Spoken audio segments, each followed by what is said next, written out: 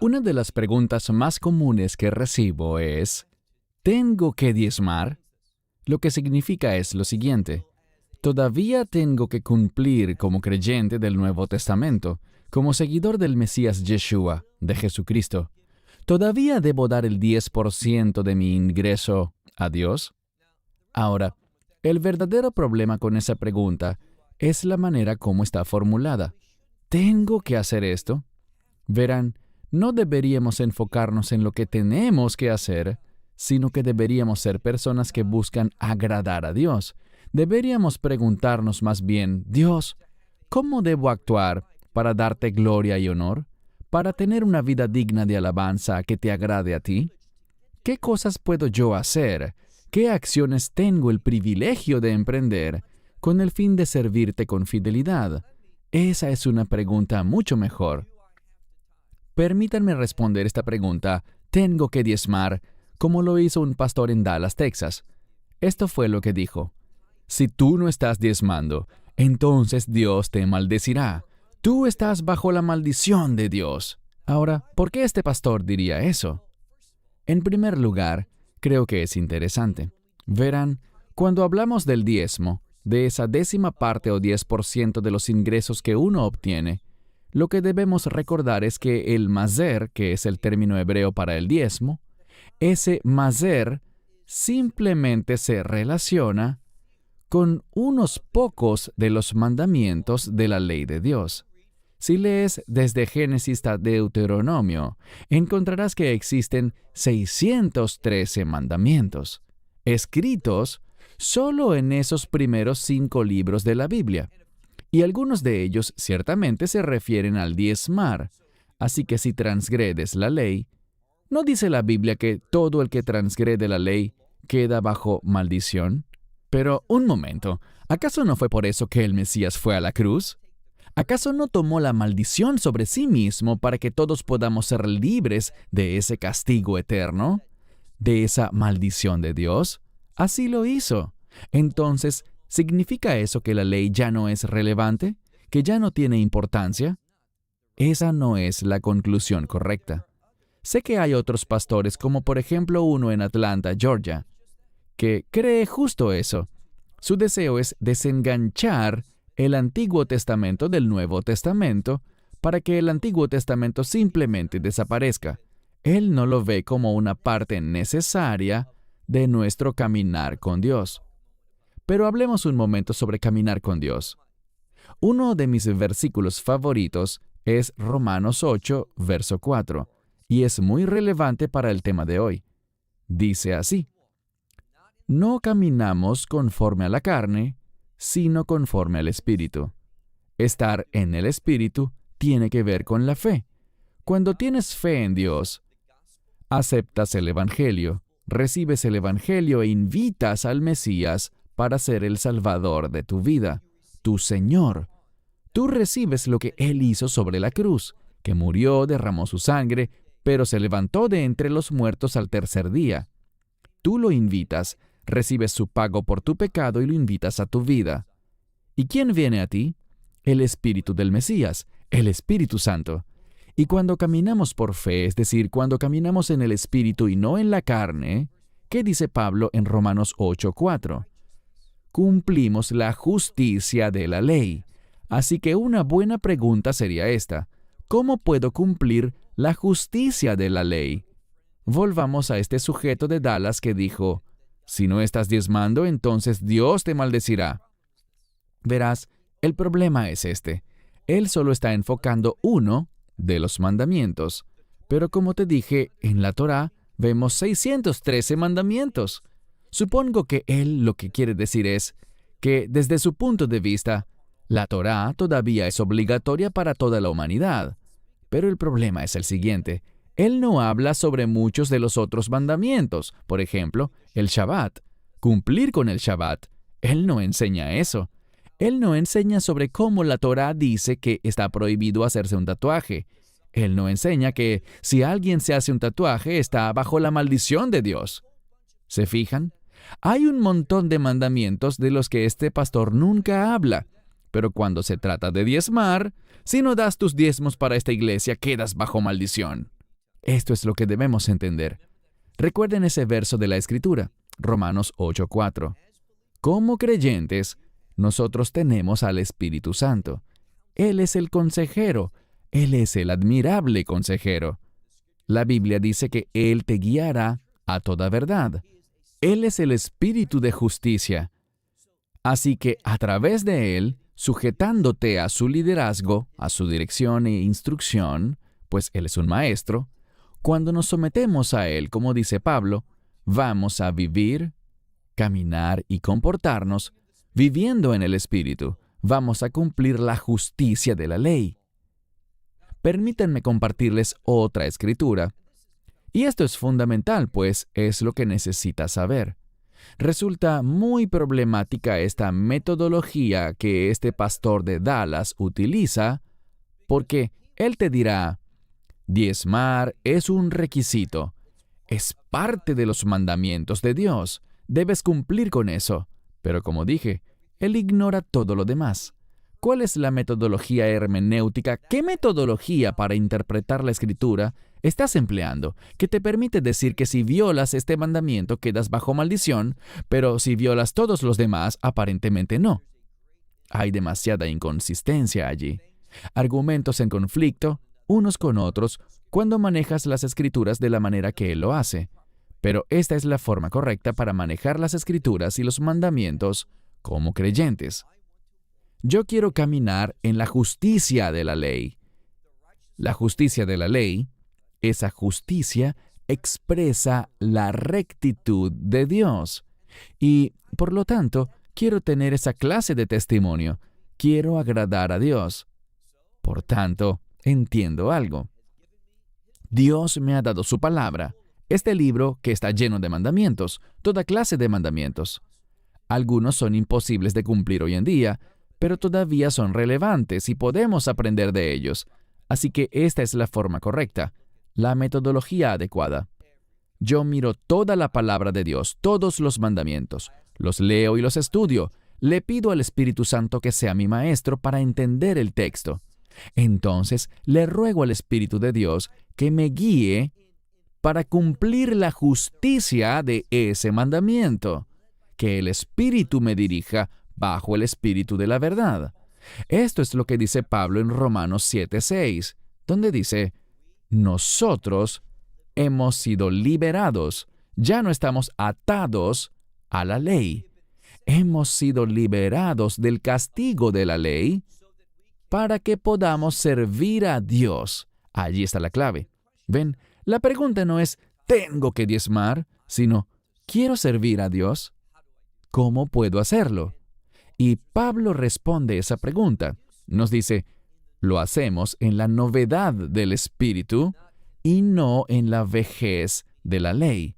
Es decir, es posible cumplir la letra de la ley y perdernos por completo de la intención de Dios para ese mandamiento. Pero si aplicas la novedad que el Espíritu trae al mandamiento, caminarás e implementarás esa verdad, la verdad de ese mandamiento como creyente, de una forma que honra a Dios. No hagamos como este amigo de Dallas. Yo elijo cumplir este mandamiento, pero rechazo todos los demás. No. Estudiamos todos los mandamientos bajo el liderazgo de ese admirable consejero, ese maravilloso maestro, el Espíritu de verdad. Abrazamos toda la palabra de Dios, buscando implementarla en nuestra vida bajo la novedad del Espíritu. Y eso es exactamente lo que veremos con respecto a los diezmos en la lección de hoy. El diezmo para muchos es un tema confuso, pero no debe ser así. La gente habla sobre el diezmo primero, el diezmo segundo y un tercer diezmo. ¿Existen realmente todos esos diezmos? Sí, es verdad. Así que si hay un primer y un segundo diezmo, espera un momento, ¿debemos entonces dar el 20 o el 30%? Debemos hacerlo bíblicamente. No caigas en la trampa de ciertos términos confusos que mucha gente utiliza. Debemos ver qué dice la Escritura. Así que iniciemos. Podemos hacer esto muy brevemente y aún así ganar una profunda riqueza en conocimiento. Vayan entonces conmigo a Génesis capítulo 14. Libro de Génesis, capítulo 14. En este pasaje veremos a Abraham, quien por supuesto luego se convirtió en Abraham o Abraham. Pero en el momento de este pasaje su nombre no había cambiado. No obstante, lo llamaremos igualmente Abraham. Sabemos que él tenía un sobrino llamado Lot, y Lot se metió en problemas, por lo cual Abraham fue a rescatarlo. Y tuvo que enfrentarse con varios ejércitos y luchar con ellos con el fin de rescatar a Lot. Aunque él por su parte no tenía un gran ejército para pelear, sino eran solo 300 hombres. ¿Qué sabemos? Esto es lo que sabemos. Dios le dio la victoria, y cuando él regresaba, tras haber ganado, tras haber derrotado al enemigo, se topó con un hombre, con un sacerdote. Se topó con un sacerdote muy especial, que no era un sacerdote levítico, sino que en cambio, era uno que venía de un orden muy singular y santo. Su nombre era Malquí-Zedec. Malquí significa mi rey, Zedec significa justo, mi rey justo. Y este sacerdote bendijo a Abraham, y lo que esto le comunicaba a él era que la bendición de Dios fue la causante de su victoria. Aprendan un principio: nunca experimentarán la victoria a menos de que Dios sea quien la provea. Y noten lo que pasa aquí, Génesis 14:20. Lo que descubrimos es lo siguiente. Nos encontramos con una declaración que dice: bendito es el Dios Altísimo, quien entregó a tus enemigos en tu mano. Esto es lo que Melquisedec le está revelando aquí. Abraham, tú saliste victorioso por esta razón. El bendito Dios Altísimo ha entregado a tus enemigos en tus manos. ¿Y qué hizo Abraham? Y noten algo, él no fue instado a hacer esto por algún mandamiento de Dios. ¿Fue resultado de qué? Resultado de ser un hombre de fe. Dice aquí, y él le entregó a él, es decir, que Abraham le entregó a Melquisedec, quien en esencia es el sacerdote de Dios. Él le entregó a Melquisedec el diezmo de todo. Esto es lo que le agrada a Dios. Él no le dijo: Abraham, te di la victoria, ahora dame el 10% de todo lo que tendrás en tu vida. Dios no le dijo eso. Abraham caminaba en la fe. Y noten algo más. Estamos hablando de algo que ocurrió unos 400 años antes de Moisés y de que la ley fuese revelada. Los diezmos no existían, no habían mandamientos relacionados con dar el 10%, pero caminando en la fe, podríamos decir, siendo obediente a la guía del Espíritu de Dios en su vida, ¿qué hizo Abraham? Entregó ese 10%. Él diezmó. Insisto, no fue porque tuviera que hacerlo, sino porque quiso hacerlo. El Espíritu de Dios lo dirigió a tomar esa decisión. Ahora, veamos otra escritura. Pasemos en el mismo libro de Génesis, pero no un relato sobre Abraham, sino sobre otro gran hombre de fe. Un hombre llamado Jacob. ¿No te encanta ese nombre, Jacob? Jacob significa, como sabrás, uno que sigue a alguien. Y en su contexto, Jacob significa uno que sigue a Dios. Viene de la palabra hebrea Laakov, ajarei, seguir a alguien. No crean en los antisemitas que dicen que significa engañador o suplantador. Aprende hebreo, no creas simplemente y repitas lo que oyes de otros. Noten lo que dice este hombre de Dios, Jacob. Verso 20. Génesis capítulo 28, verso 20. Hablemos un poco sobre el contexto. Jacob está en medio de una travesía y él sabe que viajar puede ser una actividad muy peligrosa. Y, por lo tanto, él se detiene para descansar en la noche y junta un montón de piedras, algo un poco extraño a la verdad, y las acomoda como si fuese una almohada. Pero algo maravilloso sucede. Él tiene un sueño, y este sueño tiene que ver con el llamado de Dios. Ve un grupo numeroso de ángeles subiendo y bajando por medio de una escalera, ascendiendo al cielo y descendiendo a la tierra, y se da cuenta de que él se encuentra en un lugar especial. Noten lo que dice. Verso 20. Génesis 28, verso 20. Leemos. Jacob o Jacob hizo un voto, diciendo, si Dios está conmigo, y si me guarda en este camino en que voy, y me da pan para comer, y ropa para vestirme, y me regresa en paz, en shalom, a la casa de mi padre, dice, será para mí Dios, es decir, este Dios será mi Dios, es lo que dice. ¿Y qué ocurre? Mira el verso 22. Y la piedra, esta piedra que he colocado como almohada, bien, cuando tiene este sueño, algo milagroso ocurre con estas piedras. Ellas se convierten en una sola piedra, la cual Jacob ungió. Y esto es un acto profético mesiánico. Él ungió esa piedra. Con respecto al sueño sobre la escalera, con ángeles que ascendían y descendían, eso es exactamente lo que dijo el Mesías a Natanael al final de Juan capítulo 1. Al final de Juan capítulo 1. Pero él hizo un cambio. En vez de hablar de una escalera que los ángeles usaban para ascender y descender, él dijo lo siguiente. Él dijo, verán a los ángeles de Dios descendiendo y ascendiendo sobre el Hijo del Hombre, que Él sería aquel que constituiría el puente entre la humanidad y Dios, entre el cielo y la tierra. Un pasaje muy importante, y todo esto se vincula con aquello. ¿Qué más dice? Verso 22. Y esta piedra que he puesto como almohada, ella será la casa de Dios.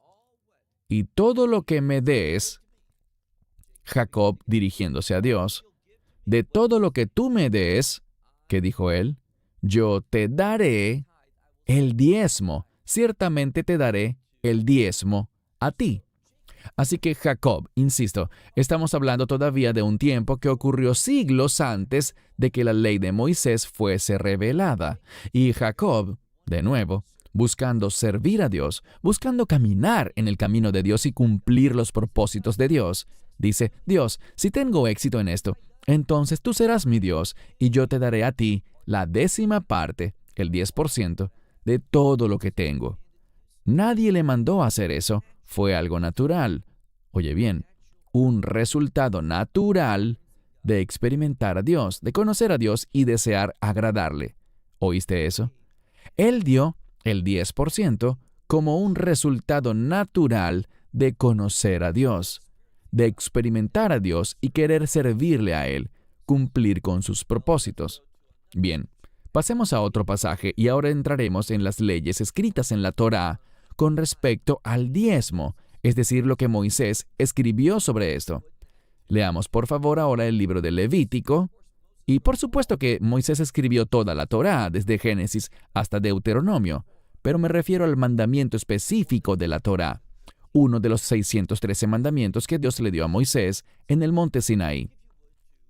Vayamos por favor al libro de Levítico, capítulo 27. Último capítulo en la última parte del libro de Levítico. Leamos juntos Levítico 27, verso 30. Muy claro de entender. Y todo diezmo de la tierra, desde la semilla de la tierra y del fruto del árbol, es para el Señor, es consagrado para Él. Aquí Moisés está diciendo, esto es parte de la Torá. No es previo al monte Sinaí, pero por supuesto Moisés ha dejado escrito esto en las tablas, y dice aquí, cada 10ª parte de la semilla de la tierra o del fruto del árbol, le pertenece al Señor, es consagrado para Él. Entonces 10% del fruto de la tierra. También dice, pasemos al verso 32, y todo diezmo del ganado, y todo diezmo del rebaño. Todo lo que pase bajo la vara, lo que hacían era poner una vara y que todos los animales pasaran por debajo, y 1 de cada 10 le pertenecía al Señor. Es lo que quiere decir. Y el 10º será consagrado para el Señor. Lo que aprendemos es esto: diezmar en esa época, y hablamos de una época en la que predominaba la agricultura. Casi todo el mundo se dedicaba a trabajar en el campo, y de acuerdo a los eruditos, quien no trabajaba en el campo, de lo que sea que hicieran, debían dar una 10ª parte también, porque todos querían contribuir con la obra de Dios. Así que vemos que la regla general era que se entregaba el 10% del ingreso de cada quien. Avancemos a la razón detrás del mandamiento. Pasemos por favor al siguiente libro, Números, y leamos juntos el capítulo 18. Libro de Números, capítulo 18. Esto es lo que vemos en este verso que explica la intención de Dios para los diezmos, para esta acción de entregar el 10%. Leamos el capítulo 18 de Números, verso 21. Y a los hijos de Leví, estamos hablando de los levitas, he aquí, les estoy dando cada diezmo en Israel como herencia. ¿Por qué? A cambio de su trabajo, con el que laboran en el servicio de la tienda de reunión. Ahora, sabemos algo. Los levitas no obtuvieron ninguna tierra. No eran granjeros, no eran personas que trabajasen en los campos ni tuvieran productos de la tierra, de animales o de los árboles. Nada de eso. Así que, ¿estaban excluidos del diezmar? Bien, noten lo que dice en el verso 26 del mismo capítulo, todavía en el libro de Números, capítulo 18, verso 26. Aquí Dios había, por medio de Moisés, dicho a los levitas algo de manera específica. Les dijo: y a los levitas les dirás a ellos, porque tomarán de los hijos de Israel los diezmos, los cuales les he dado de ellos a ustedes como herencia. Es decir, en vez de obtener tierra para trabajar, les estoy dando la 10ª parte. Recuerden, todos los hijos de Israel, del fruto de sus rebaños, de su ganado y de su tierra, daban el 10%. ¿Y todo eso iba para quién? Iba para los levitas, a cambio del hecho de que ellos servían en la tienda de reunión, que luego de eso se convirtió en el templo. Y sabemos también que los sacerdotes y levitas servían por turnos rotativos allí, y también servían a la comunidad, donde quiera que vivieran. Y fueron esparcidos, se asentaron a lo largo y ancho de toda la tierra de Israel. Pero no para trabajar en la tierra, no tenían productos ni animales. Recibían los diezmos de las demás tribus para su sustento. Ahora, prosigamos con este mismo texto, desde donde quedamos. Verso 26 dice: y a los levitas les hablarás diciéndoles: ustedes tomarán de los hijos de Israel los diezmos que les entrego a ustedes de ellos como su herencia. Y de esto, dice, ofrecerán una donación al Señor. Y noten que dice, maser, minjá maser, es decir, un diezmo de los diezmos que recibieron. Así que ellos recibían el 10%, todos los levitas debían tomar de ese 10% que recibían de todos los hijos de Israel.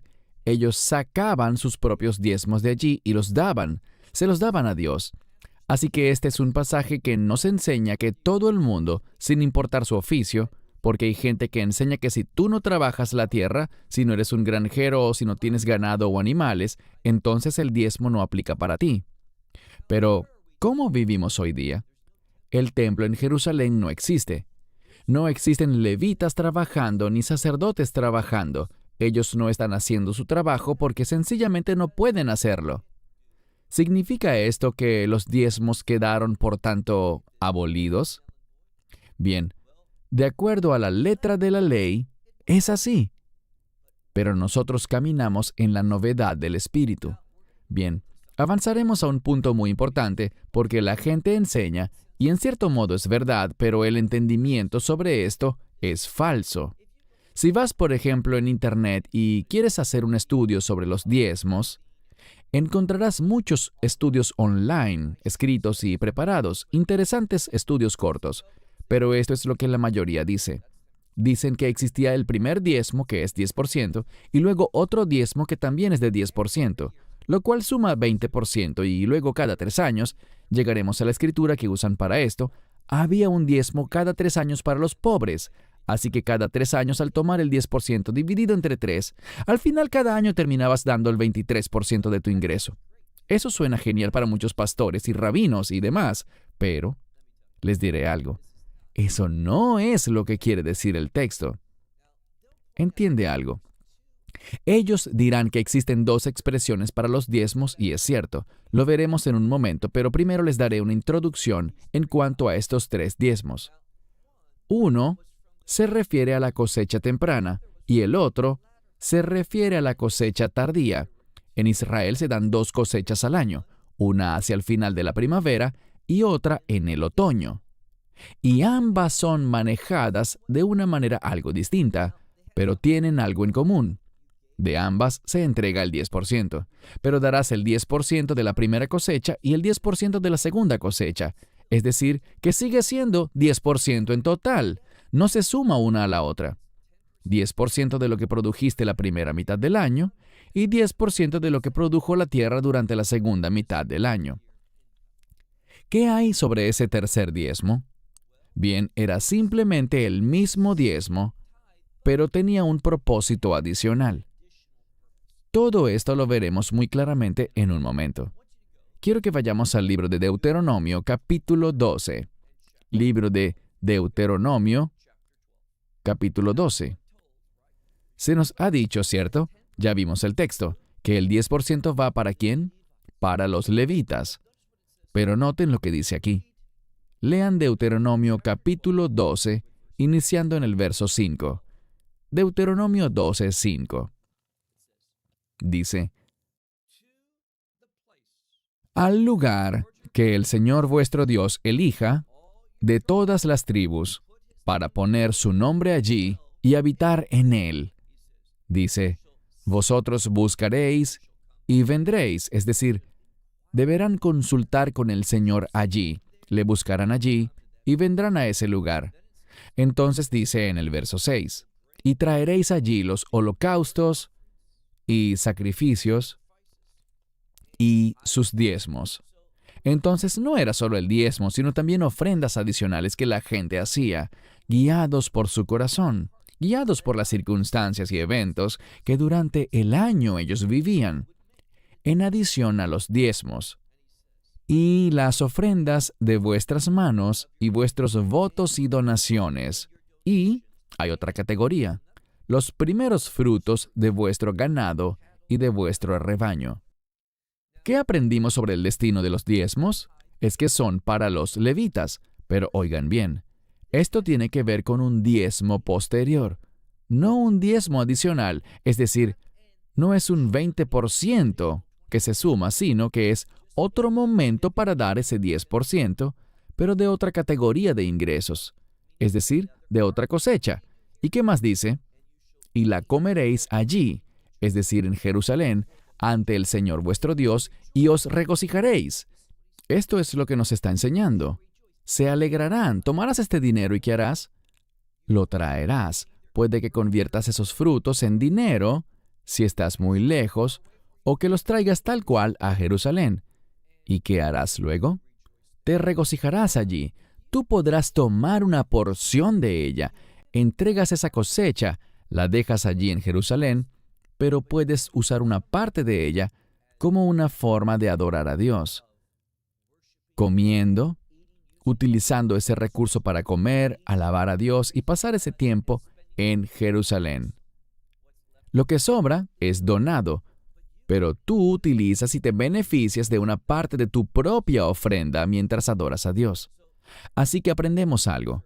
¿Es un conflicto? De la primera cosecha, todo va para los levitas. De la segunda, la gente viene a Jerusalén para adorar a Dios y hacer ¿qué? Regocijarse en su alabanza a Dios. puedes beneficiarte mientras estés allí de esa comida, de esos productos, pero todo lo que sobra queda para la obra. Los sacrificios, las ofrendas, son el sustento de los trabajadores del templo, como aprendimos en el estudio del libro de Levítico, de ese pasaje allí. Pero lo que sigue es interesante. Pasemos por favor todavía en Deuteronomio, pero en el capítulo 14, iniciando con el verso 22. Deuteronomio 14, 22. Fielmente diezmarás de todo el producto de tu semilla, que salga del campo cada año. Lo harás cada año. Comerás, hablando de esto mismo, comerás delante del Señor tu Dios en el lugar que Él elija para que su nombre more allí. Un diezmo de tu grano, tu vino, tu aceite, y del primogénito de tu ganado y de tu rebaño, para que aprendas a temer al Señor tu Dios todos tus días. Aprendemos algo. Hay un beneficio al diezmar. Te enseña a temer al Señor. A lo que esto se refiere es al diezmo en un sentido general. Existen dos diezmos. El primero va completo al Señor, es decir, todo para los levitas. El segundo, todo para el Señor, pero, mientras estás en Jerusalén, puedes usar parte de esos recursos para comprar comida y para tus gastos en Jerusalén mientras adoras a Dios. Casi terminamos, pero toquemos un punto más, y es el siguiente. Sabemos que había un ciclo de 7 años. El séptimo año no se cosecha, no se planta, no se labra. No hay diezmo en ese séptimo año. No hay diezmo del fruto de la tierra. Todavía se pueden hacer ofrendas y se establece que se hagan ofrendas y sacrificios para fiestas y ciertos eventos. Pero el diezmo, en el año Shemitah, ese séptimo año, cuando la tierra no se siembra ni se cosecha, la tierra se deja sin sembrar y no se entregan diezmos. Así que cumples esto el primer, segundo, tercer, cuarto, quinto y sexto año. Aprendemos algo más. Vayamos por favor al mismo capítulo 14 de Deuteronomio, pero leamos ahora el verso 28. ¿Qué dice allí? Dice Deuteronomio 14, 28, al final de los 3 años, sacarán todo el diezmo, tal como lo hicieron para la primera y segunda cosecha. Sacarán todo el diezmo de sus productos ese año y lo depositarán en sus puertas. ¿Y qué pasará?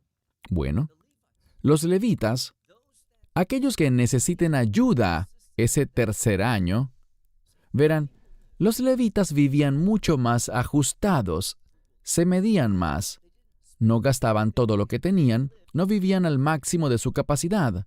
Los gastos de vida de un levita eran modestos, no eran individuos adinerados. Y por lo tanto, en ese tercer año, solamente las personas pobres, los que estuvieran en necesidad, ese levita podría venir, uno que no tuviese ninguna porción o herencia entre su pueblo, dice, ¿y quién más? El tercer y el sexto año, porque esto sucedía cada 3 años dentro de ese ciclo, el tercer y el sexto año había un propósito adicional. El tercer y sexto año, ese diezmo se destinaba a soportar a todo levita que lo necesitara, pero también vemos que dice aquí, al extranjero, o al peregrino sería una mejor palabra para traducirlo, al huérfano y a la viuda. Ahora, estos 3 grupos, el peregrino, el huérfano y la viuda, representan a la gente pobre, y los eruditos entienden esto así. Al tercer año y también al sexto, cada 3 años, ¿qué ocurrirá? Esos diezmos irán para los levitas que sean pobres, pero también además de los levitas para que otras personas pobres puedan beneficiarse. Entendamos bien algo. ¿Por qué harías esto? El diezmo, cuando vemos la Escritura, primero ocurrió con la victoria que Dios le dio a Abraham. Si tú has experimentado la victoria del Señor, es decir, la salvación, Tú querrás reconocer esto. Así es como opera la fe. Lo segundo, si eres llamado al servicio, si Dios tiene un llamado para tu vida como lo tuvo con Jacob, querrás que cuando Dios obre en tu vida, cuando Él te mueva hacia ese camino para su servicio, tú querrás reconocer la obra de Dios en tu vida, entregándole a Él esa 10ª parte.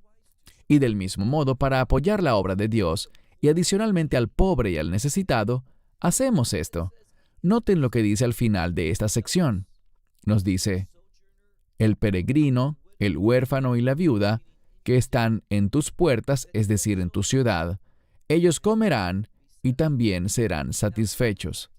Cuando practicas esto, dice, por hacer esto, tal como el diezmar nos enseña a temer al Señor, aquí dice, por hacer esto, el Señor tu Dios te bendecirá en todas las cosas que tu mano haga, en todas las obras de tu mano.